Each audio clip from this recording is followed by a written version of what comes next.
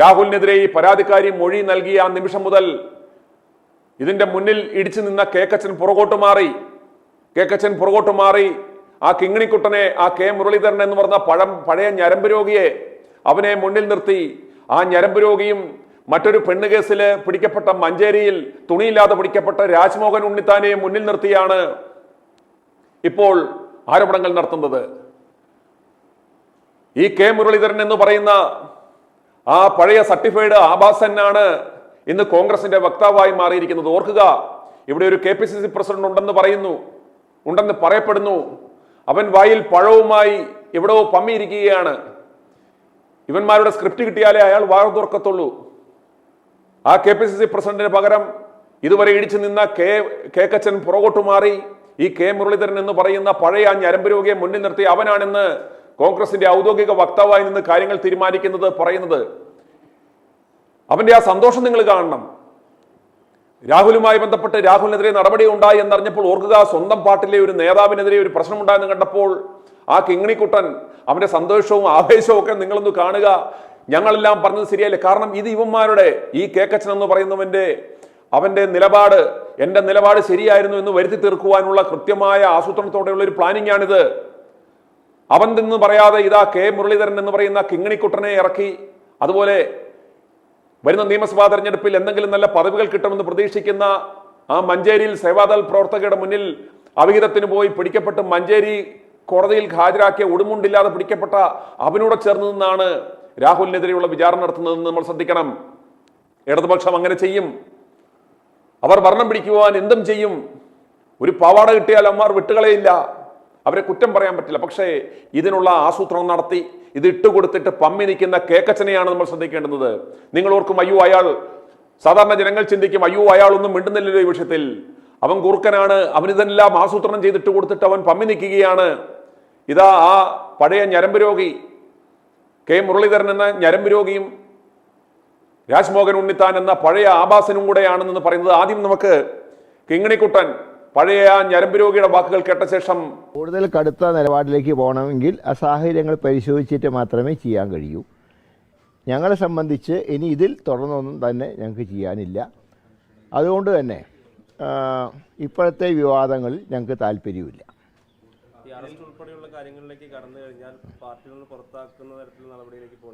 അറസ്റ്റിലേക്ക് കടക്കുമ്പോൾ അപ്പോൾ ആലോചിക്കാൻ കാര്യങ്ങൾ. MLA സ്ഥാനം ഒരിക്കലും പാർട്ടി വിചാരിച്ചാൽ ഒഴിവാക്കാൻ കഴിയില്ല. അത് സ്വയം തീരുമാനിക്കേണ്ടതാണ്. കാരണം വിപ്പ് ലംഘിച്ചാൽ മാത്രമേ പാർട്ടിയിൽ നിന്ന് സഭയിൽ നിന്ന് പുറത്താക്കാൻ ഞങ്ങൾക്ക് ആവശ്യപ്പെടാൻ കഴിയൂ. പക്ഷേ 6 വർഷത്തേക്ക് പാർട്ടിയിൽ നിന്ന് പുറത്താക്കുന്നതിന് തുല്യം തന്നെയാണ് സസ്പെൻഷൻ. ഈ സസ്പെൻഷൻ ഉള്ളിടത്തോളം കാലം പാർട്ടി പരിപാടിയിൽ പങ്കെടുക്കാൻ കഴിയില്ല. ഒരു ഇലക്ഷൻ വന്നാൽ അദ്ദേഹത്തിന് മത്സരിക്കാൻ കഴിയില്ല. അപ്പോൾ സസ്പെൻഷൻ ഏതാണ്ട് പുറത്താക്കലിന് തുല്യം തന്നെയാണ്. പക്ഷേ പേരിന് സസ്പെൻഷൻ ആണെങ്കിൽ പോലും എല്ലാ പാർട്ടി പരിപാടികളിലും അദ്ദേഹം പങ്കെടുക്കുന്നുണ്ട്. നേതാക്കൾക്കൊപ്പം പാർട്ടിയുടെ ഔദ്യോഗികമായിട്ടുള്ള ഒരു ചടങ്ങിൽ അദ്ദേഹം പങ്കെടുക്കുന്നില്ല. പാർട്ടി നേതാക്കളുമായിട്ട് വേദിയും പങ്കിടുന്നില്ല. ഇനി കുറെ കൂടെ സൂക്ഷ്മമായിട്ട് തന്നെ പാർട്ടി കാര്യം കൈകാര്യം ചെയ്യും. എങ്ങനെ? അല്ല, അതൊക്കെ അദ്ദേഹത്തിന്റെ സംരക്ഷണം ഒരുക്കേണ്ട അദ്ദേഹം തന്നെയാണ്. പാർട്ടിക്ക് അതിൽ ഒരു ഉത്തരവാദിത്വമില്ല.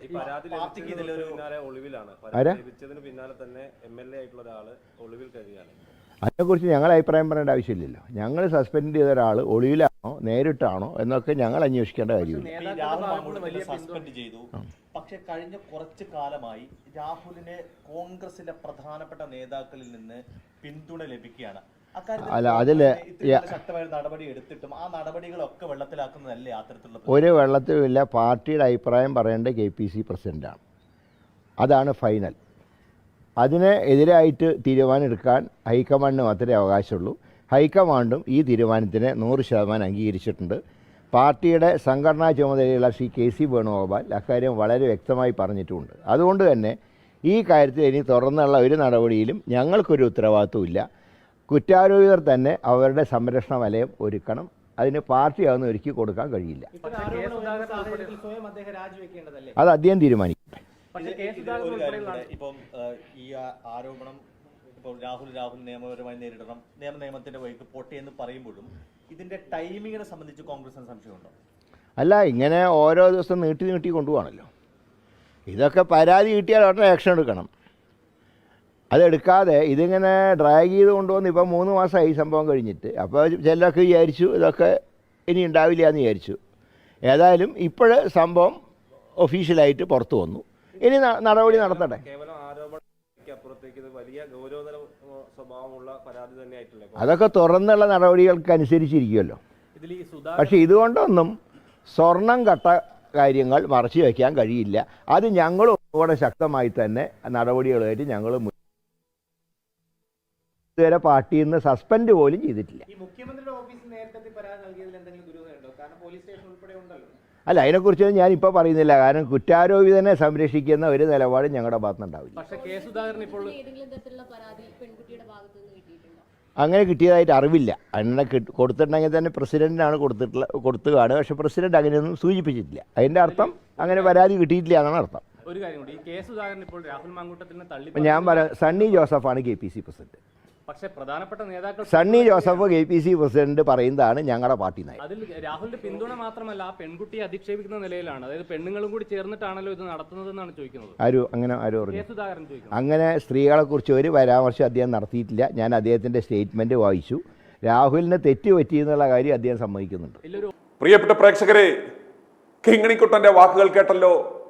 കേക്കച്ചൻ പുറകോട്ട് മാറി നിന്ന് ആ പഴയ ഞരമ്പ് രോഗി, KPCC ആസ്ഥാനം വ്യഭിചാരശാലയാക്കിയ KPCC പ്രസിഡന്റ് മുറിയിൽ അനാശാസ്യം നടത്തി എന്ന് പറയപ്പെടുന്ന ആ വൃത്തികെട്ടവനാണ് ഇന്ന് രാഹുലിനെ വിചാരണ ചെയ്യുവാൻ ഇറങ്ങിയിരിക്കുന്നത്.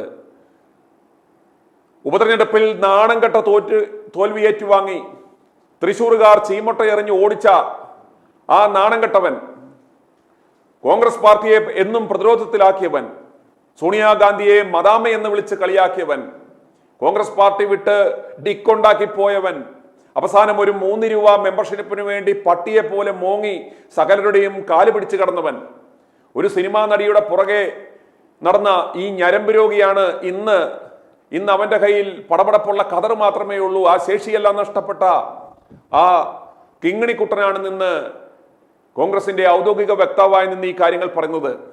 കേക്കച്ചൻ പണി കിട്ടുമെന്ന് പേടിച്ച് മനസ്സിലായി മൊത്തം നാറി മുഖം നഷ്ടപ്പെട്ടവൻ, അവൻ അണിയറയിലിരുന്ന് ഈ കെ മുരളീധരൻ എന്ന ആഭാസനെ, ആ പഴയ ഞരമ്പ് രോഗിയെ ഇപ്പോൾ ഇറക്കി രാഹുലിനെതിരെ പ്രതികരിക്കാൻ വിട്ടേക്കുകയാണ്. കോൺഗ്രസ് നേതാവായ ഇന്ന് രാഹുലിനെതിരെ ഈ കെ മുരളീധരൻ ഇപ്രകാരം പറയുമ്പോൾ, ഈ കെ മുരളീധരനെ കുറിച്ച് രാജ്മോഹൻ ഉണ്ണിത്താൻ എന്ന ആ പെണ്ണുകേസിൽ കൊടുക്കപ്പെട്ടവൻ, ആ പെണ്ണുകേസിൽ ജയിലിലായവൻ, അവൻ പണ്ട് ഈ കെ മുരളീധരനെ കുറിച്ച് പറഞ്ഞത് നിങ്ങൾ കേൾക്കുക. ഈ കെ മുരളീധരനാണ് ഇന്ന് രാഹുലിനെ വിചാരണ ചെയ്യുവാൻ ഇറങ്ങിയിരിക്കുന്നത് എന്ന് നിങ്ങൾ മനസ്സിലാക്കണം. രാജ്മോഹൻ ഉണ്ണിത്താന്റെ ആ വാക്കുകളിലേക്ക്. പക്ഷെ മുരളീധരൻ ആണായി ജനിച്ച കേരളത്തിന്റെ ഭാഗ്യം. പെണ്ണായിട്ടാണ് ജനിച്ചിരുന്നെങ്കിൽ കേരളത്തിൽ അറിയപ്പെടുന്ന ഒരു വേശ്യയായി മാറുമായിരുന്നു ഇയാൾ. ഇപ്പൊ ആണായി ജനിച്ചത് നമ്മുടെ ഭാഗ്യമാണ് ഈ കോൺഗ്രസ് പാർട്ടിയിൽ. ഇല്ലെങ്കിൽ ഇയാൾ ഈ പാർട്ടിയെ നാട്ടി തന്നെ പെണ്ണായിരുന്നെങ്കിൽ. എനിക്കറിയാം മുരളീധരൻ ആരാന്ന്. മുരളീധരൻ പ്രസിഡന്റ് ആയിരിക്കുമ്പോൾ ഇവിടെ സ്ത്രീകളുടെ പ്രവാഹമായിരുന്നു. മുരളീധരൻ പ്രസിഡന്റ് ആയിരിക്കുമ്പോഴും തിരുവനന്തപുരത്ത് ഈ KPCC ഓഫീസിനകത്ത് ഒരു കൊച്ചു മുറിയുണ്ട്. ആ മുറിയുടെ വാതിൽ അടയ്ക്കണമെങ്കിൽ അള്ളാക്ക കസം അബൂക്ക കുസും അടയ്ക്കൂ ഡെനീസേ എന്ന് പറഞ്ഞാൽ അത് അടയ്ക്കും. അള്ളാക്ക കസം അബൂക്ക കുസും തുറക്കൂ ഡെനീസേ എന്ന് പറഞ്ഞാൽ അത് തുറക്കും. എത്രയോ KPCC പ്രസിഡന്റുമാർ ഇവിടെ ഇരുന്നു. ഈ കെട്ടിടം വിലയ്ക്ക് വാങ്ങിച്ചത് CV പത്മരാജൻ. അന്നൊരു നേതാവും ഈ കൊച്ചുമുറിയിൽ രഹസ്യ സംഭാഷണം നടത്തിയത് ഞങ്ങൾക്കറിയില്ല. അന്നൊന്നും മണിക്കൂറുകൾ ബന്ധിച്ചിട്ടില്ല.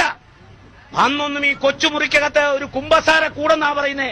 അതിനകത്ത് ഒരു രഹസ്യ സംഭാഷണവും നടത്താൻ ആണായാലും പെണ്ണായാലും പത്മരാജൻ അടക്കം തെന്നലെ അടക്കം വയലാർവി അടക്കമുള്ള ഒരു KPCC പ്രസിഡന്റുമാരും തയ്യാറായിട്ടില്ല. ഇയാൾക്ക് മാത്രം എന്താ ഈ രഹസ്യം? പാർട്ടി പ്രവർത്തകന്മാരോട് രഹസ്യം പറയുമ്പോൾ എന്തിനാ കുറ്റിയിടുന്നത്? ഞങ്ങൾക്കറിയണം. ഒരിക്കൽ ഒരു പാർട്ടി പ്രവർത്തകയുമായി ഡിസ്കഷൻ കഴിഞ്ഞ് പുറത്തിറങ്ങിയ അന്നത്തെ KPCC പ്രസിഡന്റ് മുരളീധരൻ അദ്ദേഹത്തിന്റെ പ്യൂൺ ഡെന്നിസിനോട് ചൂടായി. പൈപ്പിൽ വെള്ളമില്ല, എന്താ വെള്ളമില്ലാത്തെന്ന് പറഞ്ഞ് ചൂടായപ്പോ ഡെന്നീസിനോട് ഞാൻ പറഞ്ഞു ഇത്തരം ഡിസ്കഷൻ കഴിയുമ്പോ പൈപ്പിൽ വെള്ളമില്ലെങ്കിൽ ബക്കറ്റിലെങ്കിലും വെള്ളം വെക്കണം. ഉണ്ണിത്താൻ എന്ന ഞരമ്പ് രോഗി പറഞ്ഞത് കേട്ടല്ലോ. ഉണ്ണിത്താൻ കെ മുരളീധരൻ എന്ന ആ A ക്ലാസ് ഞരമ്പ് രോഗിയെ കുറിച്ച് അന്ന് പറഞ്ഞ വാക്കുകളാണ് നമ്മളിപ്പോൾ കേട്ടത്. അന്ന് മുരളീധരനെ ഇതുപോലെ പറഞ്ഞ ഈ രാജ്മോഹൻ ഉണ്ണിത്താൻ മഞ്ചേരിയിൽ വെച്ച് സേവാദൾ പ്രവർത്തകയുമായി അനാശാസ്യ ബന്ധത്തിൽ ഏർപ്പെട്ടുകൊണ്ടിരുന്നപ്പോൾ നാട്ടുകാർ ഉടുമുണ്ട് പോലുമില്ലാതെ ഇവനെ പിടിച്ചു. ഈ ഉടുമുണ്ട് പോലുമില്ലാതെ പിടിക്കപ്പെട്ടവൻ അന്ന് അത് കണ്ട് നാട്ടുകാർ ചോദിച്ചു, എടാ നിനക്കൊരു നിക്കറെങ്കിലും ഇട്ടുകൊണ്ട് നടന്നുകൂടാ നാണം കെട്ടവനെ എന്ന്.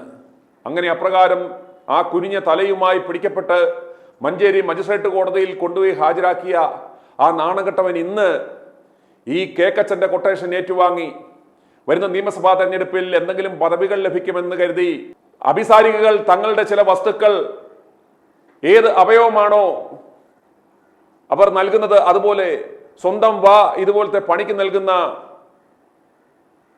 ആ രാജ്മോഹൻ ഉണ്ണിത്താൻ ഇന്ന് രാഹുൽ മാങ്കുട്ടത്തെ കുറിച്ച് പറഞ്ഞത് നിങ്ങൾ കേൾക്കുക. രാജ്മോഹൻ ഉണ്ണിത്താന്റെ നാവിപ്പോൾ കേക്കച്ചൻ വാടകയ്ക്കെടുത്തിരിക്കുകയാണ്. എന്നിട്ട് അവൻ അടുക്കളയിൽ കയറി അവന്റെ അച്ചിയുടെ സാരിനടിയിൽ ഒളിച്ചിരിക്കുകയാണ്. ഈ കാര്യങ്ങളെല്ലാം കണ്ട് ഇതൊന്നും ഞാനല്ലല്ലോ അല്ലേ എന്ന് തെറ്റിദ്ധരിക്കരുത് എന്ന് പറഞ്ഞ് അവൻ അടുക്കളയിൽ കയറി ഒളിച്ചിരുന്നു കൊണ്ട് രാജ്മോഹൻ ഉണ്ണിത്താൻ എന്ന ആഭാസനെ വിട്ട് രാഹുലിനെ പറയുന്നത് നിങ്ങൾ കേൾക്കുക. അതിനുശേഷം ഉടനെ തിരികെ വരാം.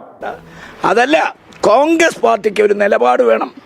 ആ നിലപാട് വെച്ചുകൊണ്ടാണ് ഞാൻ പറയുന്നത്. അല്ല മാർക്സിസ്റ്റുകാരും BJP-ക്കാരും ധാർമ്മികതയും പറഞ്ഞുകൊണ്ട് വന്നാൽ അതൊക്കെ കേരളത്തിലെ ജനങ്ങൾ ചവറ്റുകൊട്ടയിൽ വലിച്ചെറിയും. കാര്യം അവരുടെ എല്ലാ കാര്യങ്ങളും ജനങ്ങൾക്കറിയാം. പക്ഷേ കോൺഗ്രസ് പാർട്ടി ആദ്യം എടുത്ത നിലപാട്, ആ നിലപാട് അടിയുറച്ചു നിൽക്കണം.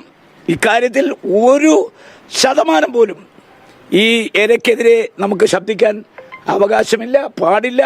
അതുകൊണ്ടാണ് ഞാൻ പറഞ്ഞത് ഇത് വടി കൊടുത്ത് അടി വാങ്ങിച്ചാണ്. MP ഇതിലൊരു കാര്യം, ഈ ഉന്നതരായ കോൺഗ്രസ് നേതാക്കൾ, KPCC ചുമതലയുള്ള കോൺഗ്രസ് നേതാക്കളൊക്കെ തന്നെ ഇപ്പോൾ രാഹുൽ മാങ്കൂട്ടത്തിനെ പിന്തുണച്ചുകൊണ്ട് രംഗത്ത് വരികയും സോഷ്യൽ മീഡിയയിൽ പോസ്റ്റ് ചെയ്യുന്ന ഒരു സാഹചര്യമുണ്ട്. ഒരു കോൺഗ്രസ് നേതാവിന്റെ മകൾക്ക് പോലും എന്താണ് സംഭവിച്ചതെന്ന് അറിയാത്ത ആളുകളല്ല ഈ കോൺഗ്രസ് നേതാക്കൾ. എന്തുകൊണ്ടാണ് ഈ രാഹുൽ മാങ്കൂട്ടത്തിനെ ഇത്തരം ക്രൂരമായൊരു കുറ്റകൃത്യം ചെയ്ത ആളെ എങ്ങനെ പിന്തുണയ്ക്കുന്നത്?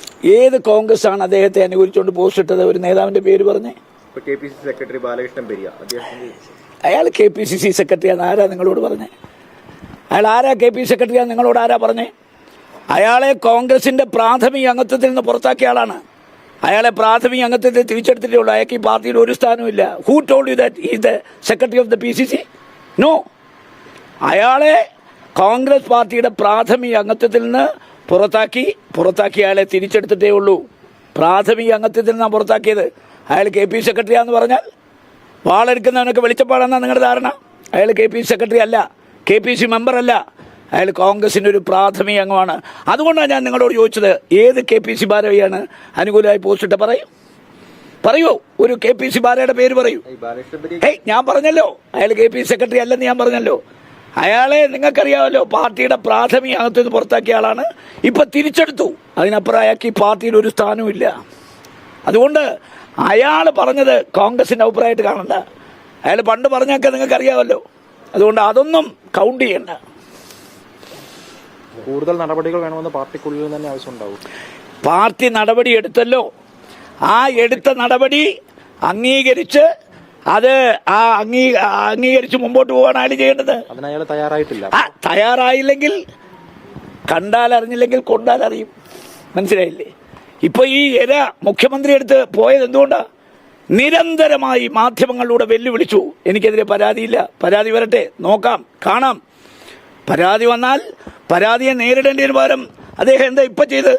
അതുകൊണ്ടാണ് ഞാൻ പറഞ്ഞത്, കേരളത്തിലെ ഒരു കോൺഗ്രസ് നേതാവും ഇതിനെ അനുകൂലിച്ചിട്ടില്ല. ആരെങ്കിലും അനുകൂലിക്കുന്നെങ്കിൽ അവരെ കോൺഗ്രസ്സായി കാണാൻ എനിക്കാവില്ല. അല്ല, അതിപ്പോൾ നമുക്കറിയാമല്ലോ. ശബരിമല സ്വർണ്ണ കേസുണ്ടല്ലോ. സ്വർണം ആരാണ് മോട്ടിച്ചത്? ദ്വാരപാലക ശില്പം ഇളക്കൊണ്ട് പോയാരാ? വാതിൽപ്പടി ഇളക്കൊണ്ട് പോയാരാ? അതുപോലെ കട്ടിളപ്പടി ഇളക്കൊണ്ട് പോയാരാ? 2 പേർ ആരൊക്കെയാണ്? ഒരാൾ 2 പ്രാവശ്യം കൊല്ലം ജില്ലയിൽ കൊട്ടാരക്കര താലൂക്കിൽ കുളക്കട പഞ്ചായത്തിന്റെ പ്രസിഡന്റായിരുന്ന ആളാണ് വാസു. മാത്രമല്ല അയാൾ ഗുരുദാസൻ മന്ത്രിയായിരിക്കും പ്രൈവറ്റ് സെക്രട്ടറിയാണ്. പിന്നെ ദേവസ്വം ബോർഡ് മെമ്പറാക്കി, ദേവസ്വം കമ്മീഷനാക്കി, ദേവസ്വം പ്രസിഡന്റാക്കി. പിണറായി വിജയന്റെ ഏറ്റവും സ്വന്തം ആളാണ് വാസു. അയാൾ ചെയ്യില്ല. 2 കോന്നി MLA പാർട്ടിയുടെ മെമ്പർ, മാത്രമല്ല 2 പ്രാവശ്യം ആറന്മുളയിൽ മത്സരിച്ച് അരിവാൾ ചുറ്റിക നക്ഷത്രത്തിൽ തോറ്റാള്, ദേവസ്വം ബോർഡ് പ്രസിഡന്റ്, അയാളകത്ത് കിടക്കുക. അതുകൊണ്ട് ഗോവിന്ദൻ മാസ്റ്റർ പറഞ്ഞല്ലോ, കുറ്റാരോപണം നടത്തിക്കഴിഞ്ഞാൽ അവർ രാജിവെക്കേണ്ട കാര്യമില്ല. ഞങ്ങളതല്ല പറയുന്നത്, ഞങ്ങളിതിന് ധാർമ്മികതയാണ് പറയുന്നത്. കുറ്റാരോപിതരെന്ന് പറഞ്ഞ് ജയിലിൽ കിടന്നിട്ട് പോലും നടപടിയെടുക്കാത്ത ഗോവിന്ദൻ മാസ്റ്റർക്ക് ഇക്കാര്യത്തിൽ അഭിപ്രായം പറയാൻ യാതൊരു അവകാശവും ഇല്ല. പറയട്ടെ 2 മാർക്സിസ്റ്റ് പാർട്ടിയുടെ സമുന്നത നേതാക്കന്മാർ ശബരിമലയിലെ വിഗ്രഹങ്ങൾ അടിച്ചോണ്ട് പോകാൻ ശ്രമിച്ചു. ദ്വാരപാലക ശില്പം ഒരു വിഗ്രഹമാണ്, കട്ടിളപ്പടി, അതുപോലെ പിന്നെ വാതിൽപ്പടി, ഇതെല്ലാം സ്വർണമാണ്. ആ സ്വർണം ഇപ്പം പണ്ട് MG ശ്രീകുമാറിൻ്റെ ഒരു പാട്ടില്ലേ, വെറും ഒരു മോട്ടാവായവരെന്നെ കള്ളൻ എന്ന് വിളിച്ചില്ലേ. അപ്പോൾ പശുവിനെ മോട്ടിച്ചതോ പാല് കുടിക്കാനാണല്ലോ, അപ്പോൾ തുണി മോടിച്ചതോ നാണം മറയ്ക്കാനാണല്ലോ. എന്തിനാ സ്വർണം മോട്ടിച്ചത്? പറയട്ടെ. രാഹുലിനെതിരെ ഇന്ന് രാവിലെ മാധ്യമങ്ങളുടെ മുന്നിൽ നിന്ന് ഇത്രയും വലിയ വായിൽ വർത്താനം പറഞ്ഞ ഈ നാണം കെട്ടവനെ ജനങ്ങളാരും മറന്നിരിക്കുവാനിടയില്ല. മഞ്ചേരിയിൽ വെച്ച് അനാശാസ്യത്തിന് ഉടുമുണ്ട് പോലുമില്ലാതെ, അടിവസ്ത്രം പോലുമില്ലാതെ പിടിക്കപ്പെട്ട നാട്ടുകാരുടെ അടി കൊണ്ട് ഇവൻ വണ്ടിയിൽ കുനിഞ്ഞിരിക്കുന്നത് പ്രേക്ഷകരെ നിങ്ങൾ ഒരിക്കൽ കൂടി കാണുക. ഇവനെ മഞ്ചേരി മജിസ്ട്രേറ്റ് കോടതിയിൽ പോയപ്പോൾ അവിടെ ഉണ്ടായിരുന്നവർ ചോദിച്ചു, എടാ ഒരു നിക്കറെങ്കിലും മേടിച്ചിട്ട് കൂടടാ. ഒരു നൂൽബന്ധമില്ലാതെ പിടിക്കപ്പെട്ട ആ നാണം കെട്ടവനാണ് ഇന്ന് രാഹുലിനെതിരെ ഇന്ന് ഇപ്രകാരം പറയുന്നത്. അന്ന് മഞ്ചേരിയിൽ നാട്ടുകാർ അടി കൊടുത്ത് പിടിച്ച, അന്ന് തല കുമ്പിട്ടിരിക്കുന്ന ആ രാജ്മോഹൻ ഉണ്ണിത്താനാണ് ഇന്ന് വന്നിരുന്ന് സംസാരിക്കുന്നത്. രാജ്മോഹൻ ഉണ്ണിത്താനെ നീ മറക്കുവാൻ ശ്രമിക്കുന്ന ആ ദൃശ്യങ്ങൾ കാണുക. പ്രിയപ്പെട്ട ജനങ്ങളെ, നിങ്ങൾ മനസ്സിലാക്കുക, ഇത്തരമൊരു ആഭാസൻ ഇവൻ അന്ന് പിടിക്കപ്പെട്ടു. ഇവനെ മഞ്ചേരി കോടതിയിൽ ഹാജരാക്കി അപ്രകാരം അനാശാസ്യ കുറ്റത്തിന് പിടിക്കപ്പെട്ട ഇവനാണ് ഇന്ന് കോൺഗ്രസ് പാർട്ടിയുടെ ഇന്ന് വക്താവായിട്ട് നിന്ന് ഈ കേക്കച്ചൻ ഒളിഞ്ഞിരിക്കുമ്പോൾ കേക്കച്ചന് വേണ്ടി നാവാട്ടം നടത്തുവാൻ ആ നാവ്, ഇവന്റെ ആ നാറിയ നാവ് വാടകയ്ക്ക് എടുത്തുകൊണ്ട് അവൻ ഇന്നിതാ വന്ന് മാധ്യമങ്ങളെ കണ്ടത്. അന്ന് പിടിക്കപ്പെട്ട ആ ദൃശ്യങ്ങൾ ഒരിക്കൽ കൂടി നിങ്ങൾ കണ്ടാലും ആ രാജ്മോഹൻ ഉണ്ണിത്താനാണ് ഇന്ന് വന്ന് നിന്ന് രാഹുലിനെതിരെ ഇത്രയും പറഞ്ഞത്. ആ ദൃശ്യങ്ങളിലേക്ക്